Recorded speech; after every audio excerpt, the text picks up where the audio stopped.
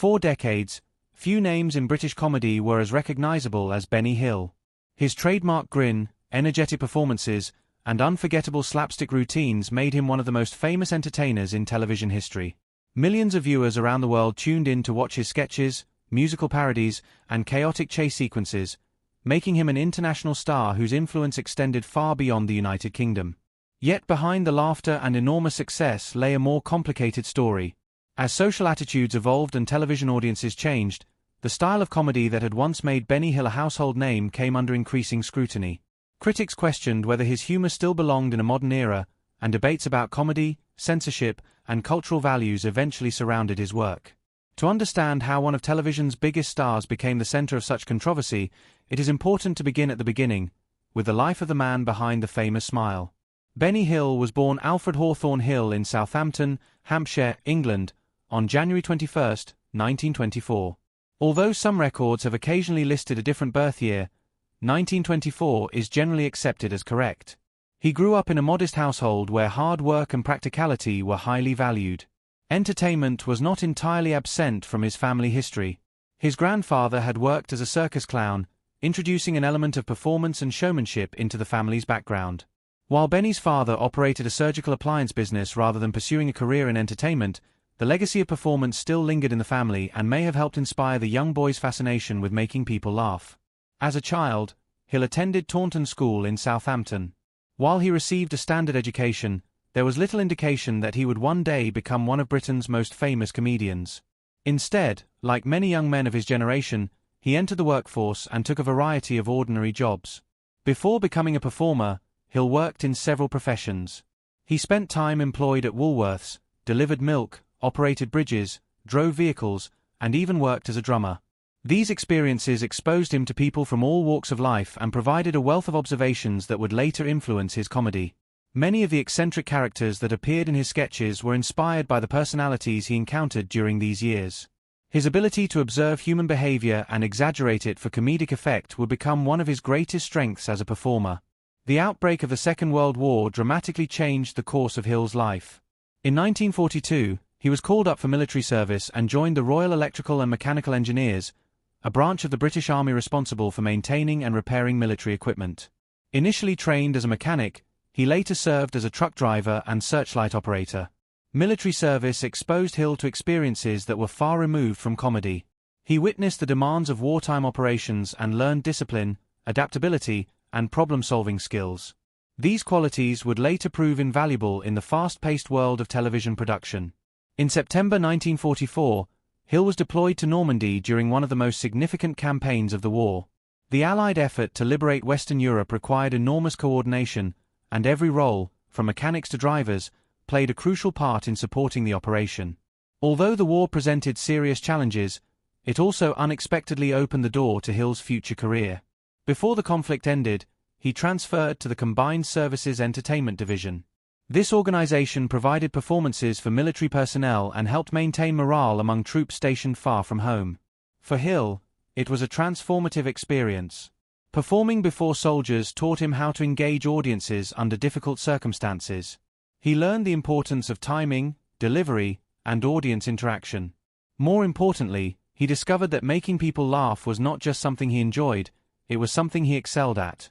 The experience convinced him that entertainment was the path he wanted to pursue after the war. Like many aspiring comedians of his era, Hill drew inspiration from the great performers who came before him. British music hall entertainment had long been one of the country's most popular forms of live performance.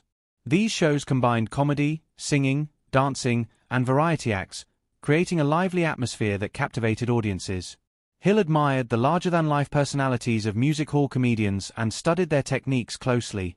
Their influence would remain visible throughout his career, particularly in his use of visual humor, exaggerated characters, and broad physical comedy. He also admired American comedian Jack Benny, one of radio's most successful stars. So strong was his admiration that Alfred Hill eventually adopted the stage name Benny as a tribute to his comedic hero. Armed with ambition, experience, and a growing understanding of performance, he began pursuing opportunities in entertainment. Hill's first major breakthrough arrived through radio. On October 5, 1947, he appeared on the popular program Variety Bandbox.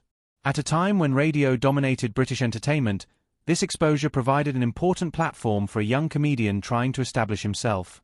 Listeners quickly responded to Hill's quick wit and distinctive style. His performances demonstrated a natural sense of comic timing and an ability to adapt to different formats. Success on radio encouraged producers to offer him additional opportunities, allowing him to develop his skills further. The experience also taught him how to create humor using voice alone, a valuable lesson that strengthened his abilities as both a writer and performer. Although radio helped launch his career, an even greater opportunity soon emerged. The 1950s marked the rapid growth of television, and Hill recognized its enormous potential. Unlike radio, television allowed performers to combine dialogue with visual comedy. For someone as expressive and energetic as Benny Hill, the medium was perfectly suited to his talents. He made his television debut in 1950 and immediately embraced the possibilities offered by the new format. Television gave him the freedom to experiment with sight gags, physical humor, costumes, and character transformations. Audiences could now see the exaggerated facial expressions and body language that enhanced his comedy. These early appearances helped establish him as one of Britain's rising comedic talents. Everything changed on January 15, 1955. That day marked the debut of The Benny Hill Show on the BBC. The program combined elements of traditional music hall entertainment with modern television production. Sketches, musical numbers, parody segments, and recurring characters created a fast-paced variety show unlike anything else on television. Viewers immediately embraced Hill's unique approach. His comedy relied on universal themes that transcended language barriers. Physical humor, visual gags, and exaggerated situations allowed audiences from different backgrounds to enjoy the show regardless of nationality. Throughout the BBC years, Hill worked alongside a talented group of performers who helped bring his ideas to life. Among them were Patricia Hayes, Jeremy Hawke, Peter Vernon, Ronnie Brody, and writer Dave Freeman. Together they developed many of the sketches and characters that became audience favorites. One standout performer was Jackie Wright, whose diminutive stature and bald head made him the perfect target for Hill's famous head-slapping routines. Wright's deadpan reactions became an essential component of many sketches and earned him a devoted following among viewers. As his television career flourished, Hill continued exploring new creative opportunities. In 1962, he starred in an anthology sitcom simply titled Benny Hill. Unlike traditional sitcoms, the program allowed him to portray a different character in each episode. The format showcased his remarkable versatility. One week he might play a bumbling worker, while the next he could appear as an eccentric aristocrat or an incompetent authority figure. His willingness to transform himself for comedy became one of his defining characteristics. 2 years later, he surprised audiences by taking part in a television adaptation of Shakespeare's A Midsummer Night's Dream. Hill portrayed Nick Bottom, one of Shakespeare's most comic characters. While many viewers associated him exclusively with light entertainment, the performance demonstrated that he possessed genuine acting ability. The role allowed him to blend classical theatre with his natural comedic instincts, earning respect from audiences who may not have considered him a traditional actor. Despite his growing television success, Hill never abandoned radio entirely. Between 1964 and 1966, he starred in Benny Hill Time on the BBC Light programme. The series featured topical humour, celebrity parodies, and recurring characters. Hill frequently spoofed contemporary trends and famous personalities, including James Bond and the Beatles. His sharp observations and willingness to poke fun at popular culture kept the material fresh and relevant.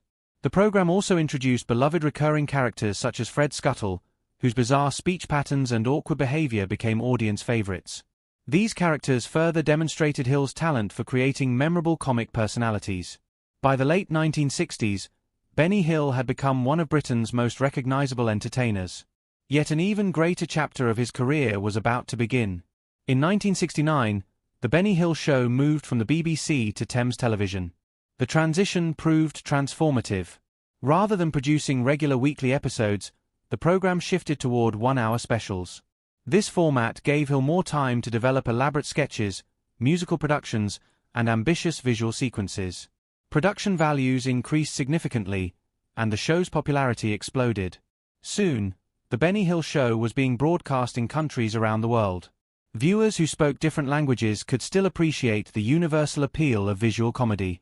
As international syndication expanded, Benny Hill evolved from a British television personality into a global entertainment phenomenon. Millions of viewers across Europe, North America, Australia, and beyond embraced his unique brand of humor. His ability to communicate through physical comedy made him one of the rare performers capable of achieving worldwide success without relying heavily on dialogue. The best years of his career still lay ahead, and his most famous sketches were yet to come. However, as the show's popularity continued to grow, so too would the criticism that eventually changed everything.